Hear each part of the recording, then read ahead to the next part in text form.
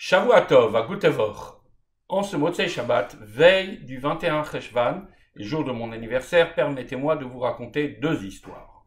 La première est liée à la paracha de cette semaine et à Rabbi Shalom Dovber, 5e Rabbi de Lubavitch, dont nous célébrons aujourd'hui l'anniversaire, ce jour du 20 Cheshvan.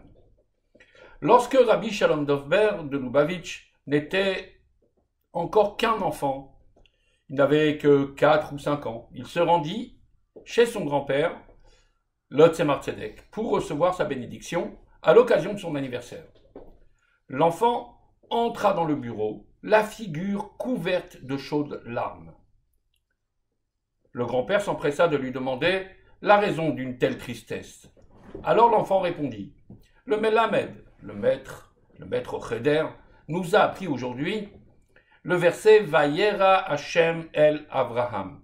Dieu se dévoila à Abraham. L'enfant marqua une pause. Il reprit en sanglots. Hashem s'est révélé à Abraham. Pourquoi ne se révèle-t-il pas à nous? Le rabbi lui répondit: Vois-tu, mon enfant, lorsqu'un juif, un tzaddik, réalise à l'âge de 99 ans qu'il doit se circoncire, faire la brit mila, qu'il doit continuer à progresser pour se parfaire, cet homme mérite que Dieu se révèle à lui. Une histoire à méditer, mais qui nous rappelle qu'il est tout à fait légitime pour nous de réclamer en cette fin de galoute à ce que Hachem soit enfin manifeste pour chacun d'entre nous et pour toute l'humanité. C'est pour cela que je voudrais lier ce premier récit à cette deuxième histoire que j'ai choisie pour vous. Lorsque Rabbi Dovber de Lubavitch, le deuxième rabbi, le fils de Rabbi Shneur Zalman, était jeune, il habitait dans la même maison que son père, Rabbi Shneur Zalman. Rabbi Dovber et sa famille occupaient le rez-de-chaussée et Rabbi Shneur Zalman vivait à l'étage.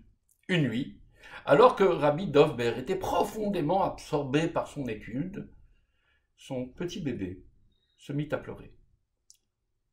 Il ne l'entendit pas. Mais Rabbi Shneur Zalman, qui était, lui aussi, plongé dans son étude, entendit les pleurs de l'enfant depuis sa chambre. Le rabbi descendit, prit l'enfant dans ses bras, le calma, essuya ses larmes avant de le remettre dans son lit. Puis, il le berça jusqu'à ce qu'il s'endorme. Rabbi Dovber resta étranger à tout cela. Plus tard, Rabbi Shneur Zalman réprimanda son fils et lui dit: « Peu importe la hauteur et la grandeur de tes occupations, tu dois toujours rester capable d'entendre les pleurs d'un enfant. » Alors osons ce soir, nous aussi, nous devons nous adresser à Dieu et lui dire que peu importe ses hautes préoccupations, il ne doit pas rester indifférent aux pleurs du peuple juif qui réclame la Géoula. Shavua Tov.